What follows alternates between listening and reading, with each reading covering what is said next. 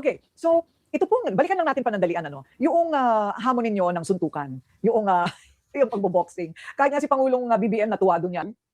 I found an opportunity to capitalize on it to raise funds. Kasi during that time, Bagyo eh. Mhm. So Bagyo, marami na salanta. Sabi ko, uy, okay to, pwede to, charity boxing match. Sa charity boxing match naman, sa 3 rounds, wala namang magkasakitan dyan. Wala yan, papawis lang yan. Hindi, there's really nothing. But you are a Oh, professional. may sound na yan, may sound na ba yan?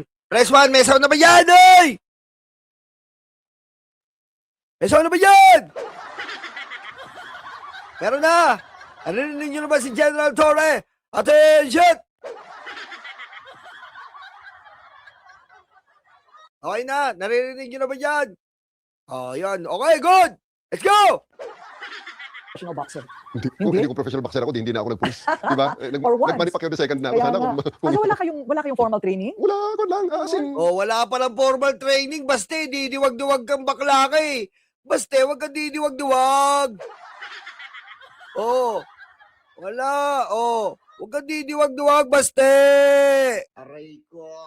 Huwag ka pala eh. Huwag pala to eh. Pag yung betlog mo, nasa lalamunan mo, Barbie Duterte yan. Anak ka ng po. Huwag eh. Ah. laro-laro lang.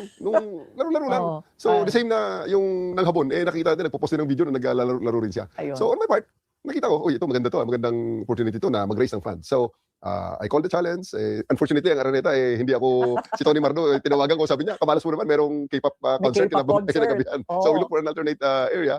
Kasi gusto ko sana dito sa Araneta, dahil Oo. 3-line Manila, di ba? Opo, tsaka mapupuno yan. If only for Pero that. mo gusto mo pala ni General Torres sa Araneta ka gulpiin, Barbie? Kaso duwag ka talaga eh. Oh. Duwag ka talaga eh. Betlog mo nasa lalamunan eh. Mano yung pag kinakamot mo dito? Ha?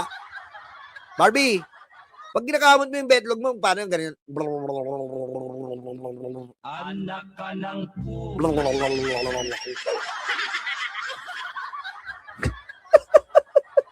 Bakla. Butik. Madaldal lang, bakla naman eh. Maalala ko naman, Oo nga. kaibigan ko. Dapat may poster po kayo doon. So, nandun kami sa, na-finalize sa Rizal Memorial Coliseum. So, ano sa isip ko nun? Marami nagsasabi, huwag kang pupunta at you'll be demeaning the uniform. Sabi ko, first and foremost, hindi to bardagulan na for the sake of bardagulan. Merong permit galing sa GAB. Kumuha kami ng permit. Talaga rin pinastock namin ng permit sa GAB. Tapos, authorized ng GAB talaga yung referees. Tapos may judges kami at nanigurado na we comply with the requirement of the GAB na merong medical personnel. So sabi ko, we have to show up. Kasi ang pinakamasama nito, mamaya, wala tayo ron, biglang nandun na kalaban, hindi lumabas na parang tayo ang tumakbo. Ayun. Because there were insinuations dati na yun nga, ang kalaban ay pumunta sa abroad para magpa-stem cell, para magpalakas. So sabi ko naman, delikado yata. I really have to show up. So nagkasubuan. Pumunta na sa... O ikaw pumunta ka pala sa... Pumunta pala ng Singapore daw si Barbie para magpa-stem cell. Wow! Gay na gay!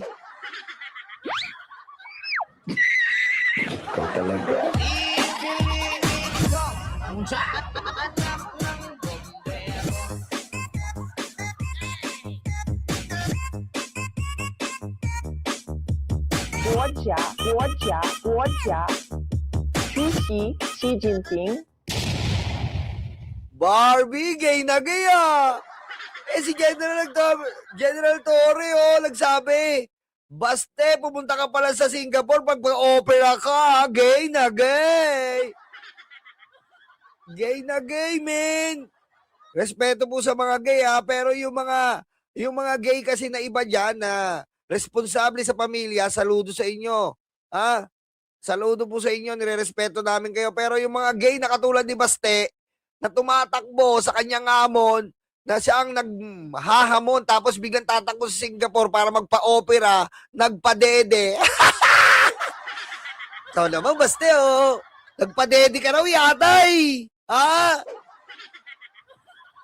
I have to go. And well, nandun ako na, okay naman. At kahit paano, nakapag-raise tayo ng pondo na naibigay natin sa mga nasalanta nun. Kasi pagkatapos ng event sa Rizal Memorial, ay dumiretso na kami kagad sa Tondo at namigay na kagad ng mga food packs and ayuda. Because Ayun. may na-raise na pondo ron. Correct. So may pinuntahan naman. Yeah, may na-raise na pondo. And significant amount kahit paano. Nagkausap na po ba kayo ni Ginoong Baste, Duterte, since then? Wala pa eh. We haven't have a chance to meet face to face. Wala pa. Kapag kayo po'y gano'n na hinahamon publicly, do you take that personally? Hindi naman. Ang dami namang humahamon sa akin. May nanghamon nga sa akin doon na mag-boxing din kami. May isang, just kung sino yun. Naghahamon din ng boxing eh. Oo. Hindi man tayo hindi man tayo patawala. Ayun, hindi pa to. Bastero, nakakapali.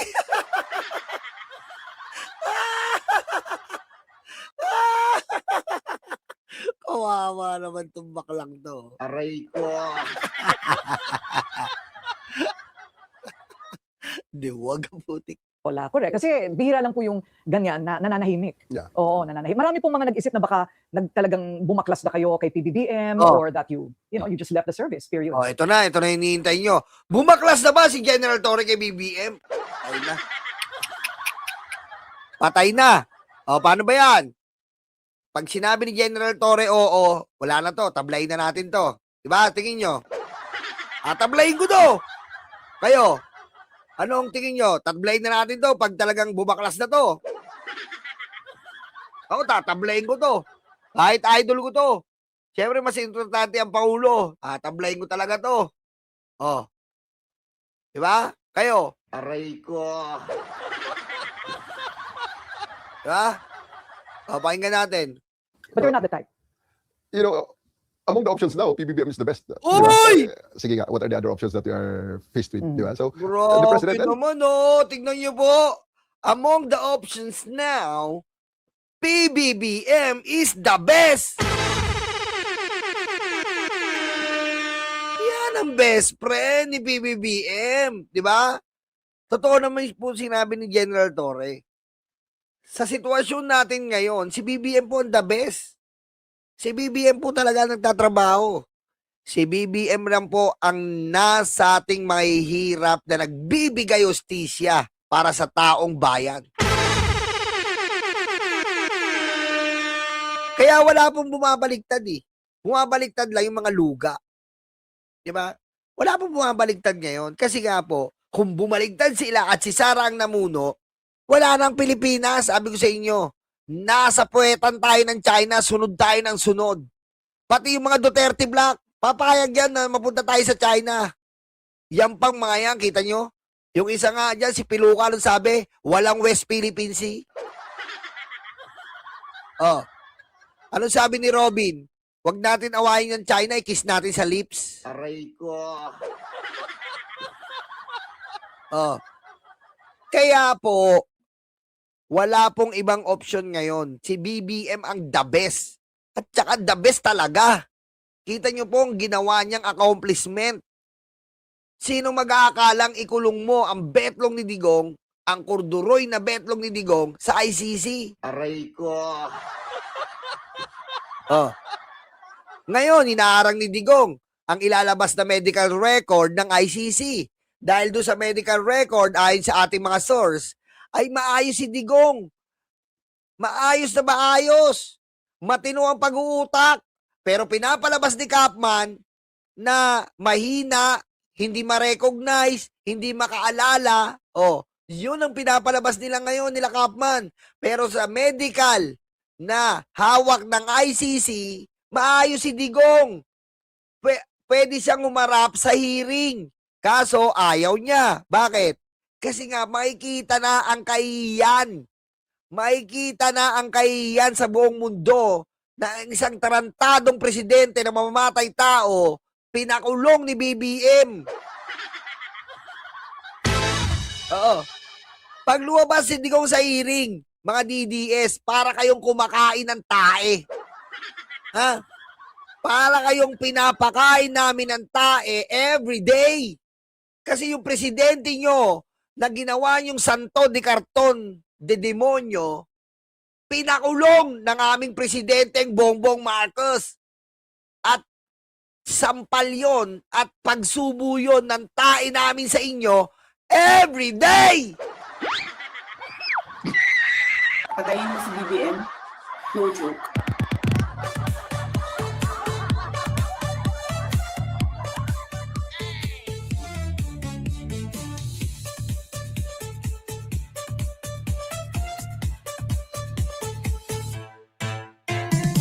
Diretso natin. besides, even without those other options, I think he's doing a good job on running the country. So you don't believe talk about political maneuverings, that the reason you were given a civilian position so that the promotions could be freed up and General Nartates can finally have his 4 stars. Those are speculations. Okay? Mm. Those are speculations. Although, siyempre, makita mo naman, may logic naman yung mga ganong klaseng speculation. Kaya nga siguro nabubuhay ang mga ganyang usapin kasi may mga rason silang nakikita. Pero on my part, it's really immaterial. Okay. Sige po, bago natin iwan ng PNP, nag-retire kayo, nagmuni-muni na kayo. Ano po ang kailangan ng PNP ngayon? Maybe I'll... You mentioned they don't need long firearms, so they have enough guns. in the 85 days that I'm the chief, I started programs. Okay? So I do hope that i-continue. And there'll be time also naman. Hindi naman ibig sabihin na dahil retired na ako at civilian na ako, wala na akong pakialam sa PNP. This is the organization that I dedicated my life for 34 years. Okay? So obviously, yan ang buhay ko. Yan ang nagpalaki sa akin. Tumanda ako dyan sa organisasyon na yan. At hindi ko pwedeng talikuran yan ng ganun-ganun na lang. So there'll be time for everything. The police is the people is the police. So, yun ang paniniwala Kita mo, sinabi ko, the police is the people is the police. Di ba? Lupet. Police participation, and maybe on that part, I'll be part of it again in another capacity in the future. So this is more like benefits for the personnel, Yeah. rank and file, pagtaas ng sweldo. Yeah. Among the things nga na in-start ko nung Chief PNP ako, nakipag-usap ko sa Pag-ibig. I've already negotiated sa Pag-ibig. May program sila doon na pag bulk ang sales, na bulk buying ng kanilang mga property for disposal, pag 10 million ang worth ng total is merong 40% discount. I was able to negotiate it na parang na hindi na kailangan ang 10 million minimum. Basta pag pulis ang bumili, bigyan na nila ng 40% to 45% na diskwento. So, nag-correspond ako nun sa Pag-ibig and then ibigay niya sa akin nag-approve na and just a matter of signing the MOA. Maganda naman po ang turnover to General Nartates. He assumed the position, yeah.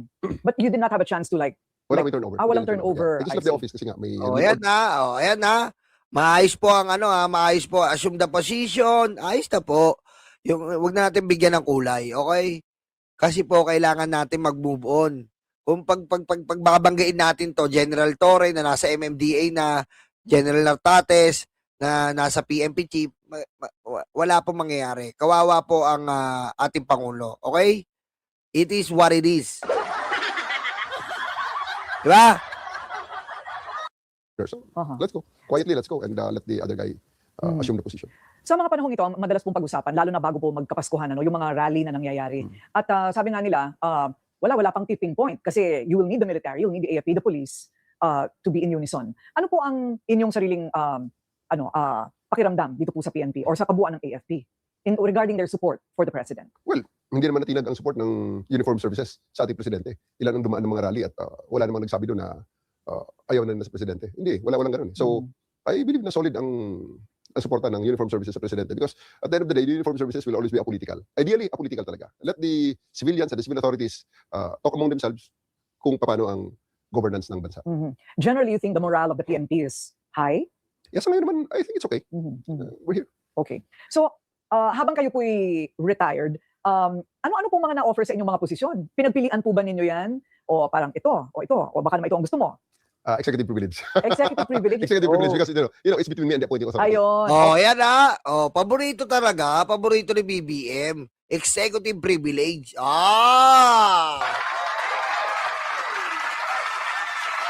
Diba? Putik, miski ako si BBM, hindi ko po papakawalan si General Torre. Napakagaling po, napakatapang. Kaya niyang kumuha. Biro niyo po si General Torre lang po. Si General Torre ang humuli sa anak ng Diyos. Gaano kahirap po yun? Aray ko. Sa tanan ng buhay ng kapulisan, wala pong magagawa nun. Hinuli mo ang anak ng Diyos. Paano mo magagawa yun? Anak ka ng po. Diba? Biro mo yung anak ng Diyos. Ginamit ang Biblia, nagtago sa lupa.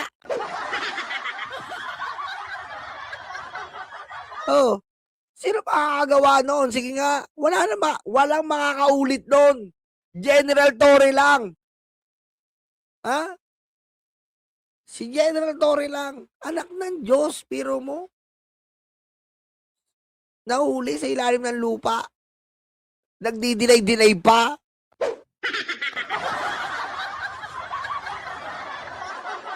Kaya malupit po ito.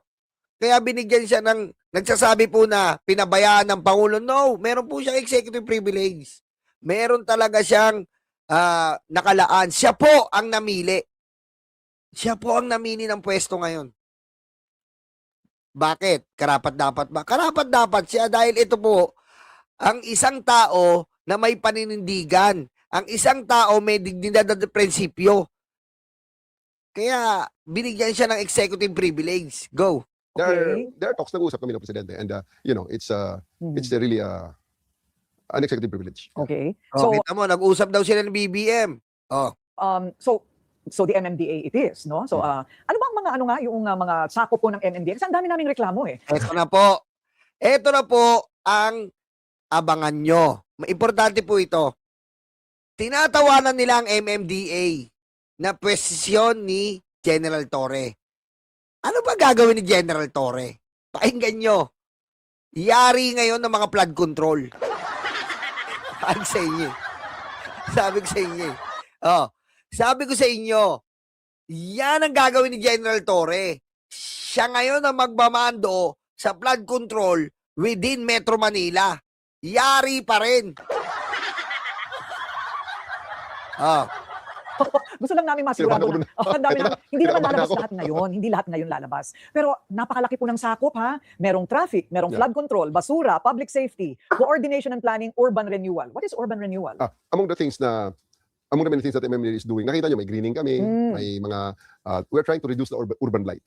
Okay. So So, cleaning, Cleaning, planting, maintaining, ganon. urban renewal. Making sure that the metropolis continues to be a place to live, enjoy, work, and do business. Okay. So napag-aralan na po ba ninyo yung landscape ng lahat ng inyong kailangan panghawakan? Nadidismaya po ba kayo? Napakalaking trabaho ba? Today is my 4th day. Ano? Baka, Today is my 4th day. Hmm. I'm in the process of meeting the assistant general managers and the senior division heads. At may nakita na ako na mga areas na pwede naming fokusan. Isa lang talaga ang tinitingnan natin dito na sana pagdating ng tag-ulan ngayong taon na to, ang baha ay makita ng ating mga kababayan na talagang kakaiba at subsided na or better kung talagang hindi nila maramdaman ng baha. You And think so? we're doing our very best. We're doing our very best to give that to the To the residents of people. Metro Manila. Right, okay. So, wow, Metro Manila, baha. So sa ngayon, yan po talaga ang pinag-uusapan ng lahat. Ano? So, aabot ba sa susunod na namang mga bagyo yung mas mababa ng pagbabaha o wala ng baha sa Metro Manila? Kasi nga, tinitingnan ko, ito na sabi ko, dito na ako matitigpas. Kung sa pagpupulis ko, hindi ako natigok. Dito ako Ayan matitigok na ba?